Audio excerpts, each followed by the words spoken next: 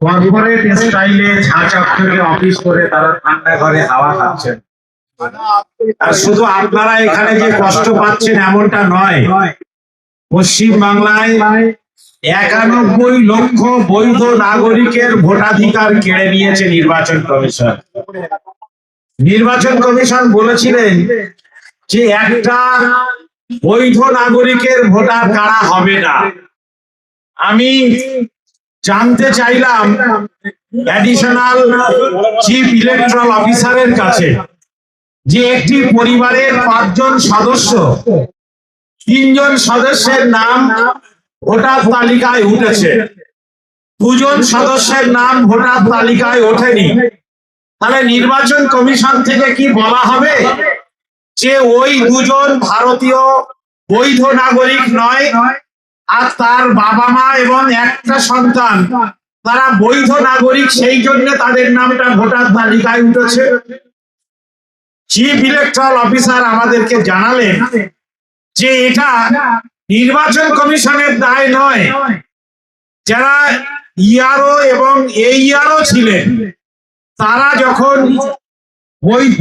যখন সাধারণ মানুষের ডকুমেন্ট গুলোকে সাবমিট করেছিলেন পোর্টালে, তখন তারা বৈধ এবং ভ্যালিড ডকুমেন্ট গুলোকে পোর্টালে সাবমিট করে, সেই জন্য এই মানুষগুলোর নাম বাদ গিয়েছে।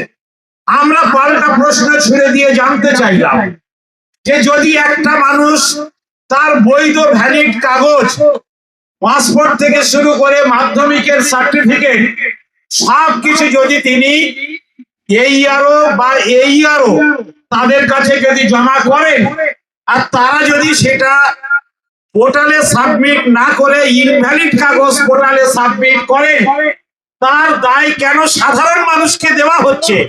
তার জন্য সাধারণ মানুষকে কেন ক্ষতিগ্রস্ত হতে হবে? তার জন্য সাধারণ মানুষের ভোটের অধিকার কেন তালিকা থেকে মুছে দেওয়া হবে? এর কোনো পরিচ্ছন্ন সদুত্তর নির্বাচন কমিশন আজও দিতে পারেনি। আমরা যা সাধারণ মানুষ, আমরা জানতে চাই দায়িত্ব নির্বাচন কমিশনের। তাদের অধীনে কাজ করেছেন ইআরও, তাদের অধীনে কাজ করেছেন এইআরও।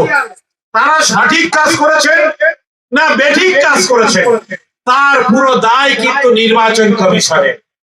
নির্বাচন কমিশনের কাছে সদুত্তর নেই। তারা হিটলারি পন্থা নিয়ে কেন্দ্রীয় বাহিনী দিয়ে কলকাতার নির্বাচন কমিশনের দপ্তরটাকে ঘিরে রেখেছে। আজকে মনে হচ্ছে যে কলকাতার নির্বাচন কমিশনের যে দপ্তর সেটা বোধহয় একটি যুদ্ধের চারপাশের একটি সুরক্ষা বলয়। মনে হচ্ছে যে আমেরিকার ডোনাল্ড ট্রাম্পের যে হোয়াইট হাউসের যতটা না সুরক্ষা বলয় তৈরি করা আছে, তার থেকে বেশি বাড়তি সুরক্ষা বলয় তৈরি করা হয়েছে কলকাতায় অবস্থিত রাজ্যের মুখ্য নির্বাচনী আধিকারিকের দপ্তর। ফলে তারা বুঝতে পারছেন যে তারা অপরাধ করেছেন। এই অপরাধের জন্য সাধারণ মানুষ প্রশ্ন করবেন, সাধারণ মানুষের কাছে জবাব দিতে হবে। এটা ভারত, এটা গণতান্ত্রিক রাষ্ট্র, এটা রাজতন্ত্র নয়। জবাব তারা দিতে পারবেন না বলেই কেন্দ্রীয় বাহিনী দিয়ে সুরক্ষা বলয় তৈরি করে তার মধ্যে নির্বাচন কমিশনের অফিসাররা বসে আছেন। আর গ্রামে গঞ্জে সাধারণ মানুষ, লক্ষ লক্ষ বৈধ নাগরিক ভোটাধিকার হারিয়ে তারা আজকের বিভিন্ন সরকারি দপ্তরে ঘুরে বেড়াচ্ছেন। আর নির্বাচন কমিশন থেকে আমাদের বললেন যে আমরা তো বলে দিয়েছি বিভিন্ন মহকুমা শাসকেও তারা ট্রাইব্যুনালে কাগজ জমা করবে। আমরা প্রশ্ন করলাম, ট্রাইব্যুনালে কাগজ জমা করবে, ট্রাইব্যুনালের কোনো অস্তিত্ব এখনো মানুষ দেখতে পায়নি। প্রত্যেকটা মহকুমা শাসকের দপ্তরে কিংবা জেলা শাসকের দপ্তরে যদি ৫-১০ হাজার মানুষ প্রত্যেক দিন তাদের যদি কাগজপত্র আপিল নিয়ে তারা যদি আসেন, তাহলে সেই কাগজগুলো জমা নেওয়ার জন্য ডিএম অফিসে কি কোন রকম কোন পরিষেবা সেল খোলা হয়েছে? মহকুমা শাসকের দপ্তরে কি এই ধরনের কোন পরিষেবা সেল আজও পর্যন্ত আছে?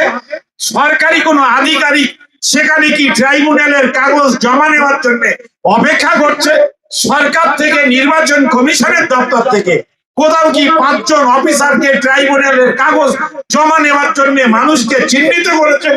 শুধু একটা নোটিফিকেশন জারি করে দিয়েছেন, অমুক জেলায় অমুক ফরমার জজ থাকবেন, অমুক জেলায় অমুক অবসরপ্রাপ্ত জজ ট্রাইব্যুনালের দায়িত্ব পালন করবেন। বিচারের নামে এই যে প্রহসন তৈরি করছে নির্বাচন কমিশন, বিচারের বাণী যে নীরবে নিভৃতে কাঁদে, এই যে প্রবাদ আজকে নির্বাচন কমিশনের পৃষ্ঠপোষকতায় পশ্চিমবাংলায় সেটা নিয়ে এসে তারা সাধারণ নাগরিকদের ভোটের অধিকার কেড়ে নিয়ে অবৈধভাবে পিছনের দরজা দিয়ে নির্বাচন কমিশনের মনোনীত কোন রাজনৈতিক দলকে তারা ক্ষমতায় নিয়ে আসার জন্য তারা ষড়যন্ত্র করছে। এটা পশ্চিমবাংলার মানুষের জন্য স্বাধীনতার পরে সব থেকে একটা বড় কালো দিন, সব থেকে বড় একটা দুঃসময়। এই দুঃসময় এসে পশ্চিম বাংলার 91 লক্ষ মানুষ যারা বৈধ নাগরিক, তারা ভোটাধিকার হারিয়েছেন, তাদের কাছে সুবিচার পৌঁছে দেওয়ার দায়িত্ব আমাদের মতো সাধারণ মানুষের। আজকে অত্যন্ত আফসোসের সঙ্গে বলতে হচ্ছে যে রাজনৈতিক দলগুলো পারে নির্বাচন কমিশনের ওই সুরক্ষা বলয়কে ভেঙে নির্বাচন কমিশনের চোখে চোখ রেখে ওই ফিরার চাইতে, কিন্তু কোথায় নির্বাচন কমিশন? মনে হচ্ছে তারাও যেন নিজে বাঁচলে বাপ মার নাম, সেই রকম এখন রাজনৈতিক দলগুলোর অবস্থা। তারা সাধারণ মানুষের ভোটাধিকার পাইয়ে দেওয়ার জন্য কোনো তাদের চিন্তা নেই, তাদের কোনো অগ্রগতি নেই, কোনো প্রচেষ্টা নেই। আজকে নির্বাচন কমিশনের নিচে সাংবাদিক ভাই বোনেরা জিজ্ঞাসা করছিলেন যে আপনাদের মধ্যে যাদের নাম কেটে গিয়েছে তাদের অবস্থা কেমন।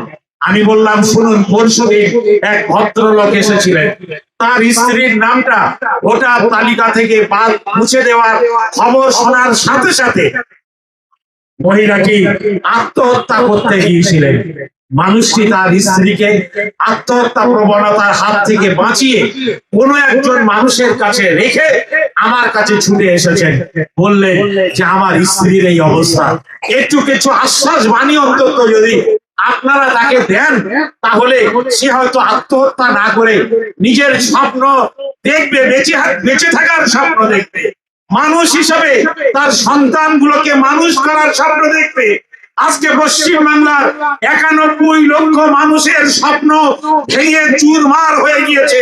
তার জন্য পুরো দায় রাজ্যের নির্বাচন কমিশন, তার জন্য পুরো দায় নির্বাচন কমিশনের যে সমস্ত অপদার্থ অফিসার নিয়োগ করেছিলেন, যারা ইআরও হিসাবে কাজ করেছেন, যারা এই ইআরও হিসাবে কাজ করেছেন, তারা দেখা গিয়েছে সংখ্যালঘু বিদ্বেষ থাকার কারণে মূলত সংখ্যালঘু মুসলমান, দলিত এবং আদিবাসী যাদের গায়ে থেকে ঘামের গন্ধ বার হয়, যারা দিনমজুর পরিযায়ী শ্রমিক, তাদের নামগুলোকে ভোটার তালিকা থেকে বাদ দেওয়ার জন্য নির্বাচন কমিশনের কথা মতো, নির্বাচন কমিশন যে কথা বলেছেন সেই কথা মতো আপনাদের মাধ্যমে আমি রাজ্যের মানুষকে জানাচ্ছি, তাদের কথাতে এটা পরিষ্কার হচ্ছে যে তাদের প্রতিনিধি তারা যাদের গা থেকে ঘামের গন্ধ বার হয়, যারা গরিব মানুষ, যারা দিনমজুর, যারা সংখ্যালঘু, যারা ধর্মপ্রাণ মুসলমান, তাদের ভ্যালিড কাগজগুলো নির্বাচন কমিশনের পোর্টালে সাবমিট করেনি।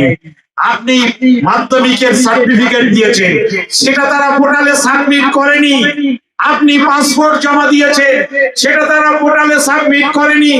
আপনি আপনার যে পেনশনের কাগজ জমা দিয়েছেন সেটা তারা জমা করেনি।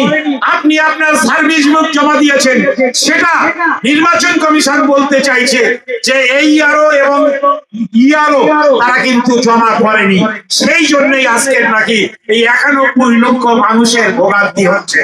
আমরা নির্বাচন কমিশনকে বলেছি তাহলে এই 91 লক্ষ মানুষের ভোগান্তি দূর করার জন্য, যেহেতু দোষ আপনাদের, দোষ নির্বাচন কমিশনের, ভুল নির্বাচনের কমিশনের, তাহলে এই 91 লক্ষ মানুষের ভুলকে সংশোধন করে তাদের নির্বাচন কমিশনের উদ্যোগে তাদের ভোটাধিকার ফিরিয়ে দিন।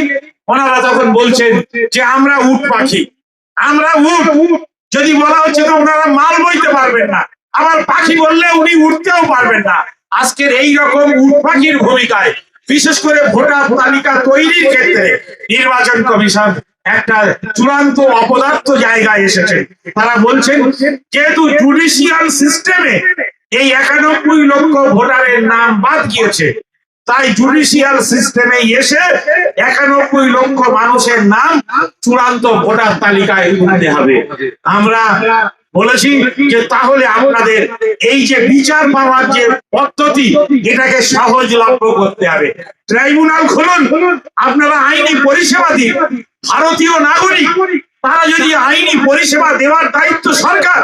মহামান্য কলকাতা হাইকোর্টে যে মানুষটি দারিদ্রতার কারণে উকিল দাঁড় করাতে পারেন না, হাইকোর্ট শত প্রণোদিত ভাবে একটা দরিদ্র মানুষকে উকিল পাশে উকিল দিয়ে তাকে তার বক্তব্য, তার আত্মপক্ষ সমর্থনের সুযোগ কলকাতা হাইকোর্ট দিয়ে থাকে। এটা আমাদের বিচার ব্যবস্থার একটা বড় মাহাত্ম্য। সেই বিচার ব্যবস্থার বড় মাহাত্ম্যকে, গুরুত্বকে আজকের অপবিত্র এবং কলঙ্কিত করছে নির্বাচন কমিশন। আমরা নির্বাচন কমিশনে আজকে দাবি করেছি যে মানুষগুলো তারা ইতিমধ্যে ট্রাইব্যুনালে তাদের আপিল জমা করেছেন, 30 দিনের মধ্যে তাদের বিচার প্রক্রিয়া সম্পন্ন করতে হবে। বছরের পর বছর ধরে তারা বিচার পাওয়ার জন্য দাঁড়ে দাঁড়ে ঘুরবেন, ট্রাইব্যুনালে যাবে, তাদের হাওয়াই চটি হয়ে যাবে। এই জিনিস কিন্তু চলতে দেবে না। বাংলার মানুষ সোচ্চার হবে, তারা জানে যে কিভাবে বিচার পেতে হয়, কারা দায়ী এই 91 লক্ষ বৈধ নাগরিক ভোটাধিকার হারানোর জন্য, কারা আসল কালপিট, এটা কিন্তু বাংলার মানুষ জানে। দিনের আলোর মতো এই তথ্য সবকিছু কিন্তু বাংলার মানুষের কাছে পরিষ্কার আছে। আমরা নির্বাচন কমিশনে সেটাও জানিয়ে এসেছি। আপনাদের মাধ্যমে বাংলার মানুষকে এই বলে আমরা অন্তত আশ্বস্ত করব, আপনারা অবশ্যই ট্রাইব্যুনালে গিয়ে আপনাদের যে কাগজ সেগুলো আপনারা জমা দিন। আপনারা যারা আজকে নির্বাচন কমিশনের বক্তব্য হচ্ছে যে আপনারা পারলে অনলাইনে আপনারা আপনাদের যে ট্রাইব্যুনালে রেজিস্ট্রেশনটা করুন এবং হার্ড কপি যেটা আপনারা জমা দিতে চান সেটা যখন বিচার প্রক্রিয়া শুরু হবে তখন আপনারা গিয়ে সেটা ট্রাইব্যুনালে জাজের সামনে দেখাতে পারবেন যে আপনার কি কি ভ্যালিড কাগজ আছে। আমি জানি বিচারের বাণী নীরবে নিভৃতে কাঁদবে, কাজটা অনেকটা লং টাইম, তবু আমরা 30 দিনের মধ্যে সম্পন্ন করার জন্য দাবি করেছি। আপনাদের মাধ্যমে রাজ্যের সমস্ত ভোটাধিকার হারানো মানুষের কাছে সহমর্মিতা জানিয়ে আমরা বলবো যে আপনারা ট্রাইব্যুনালে আপনাদের আপিলটা রেজিস্ট্রেশন করুন, অ্যাকনলেজমেন্টটা বার করে রাখুন এবং ভোট চলে গেলেও আপনারা আপনাদের ভোটার তালিকায় নাম ফিরে পাওয়ার জন্য আপনাদের লড়াই, আপনাদের জন্য আমাদেরও লড়াই থাকবে। আপনার এই লড়াইতে আপনাদের পাশে আমরা থাকবো, আপনাদেরকে অনুরোধ করব আমাদের পাশে থাকবে। আপনারা দীর্ঘক্ষণ ধরে এসেছেন, সবাই সময় দিয়েছেন, সবাইকে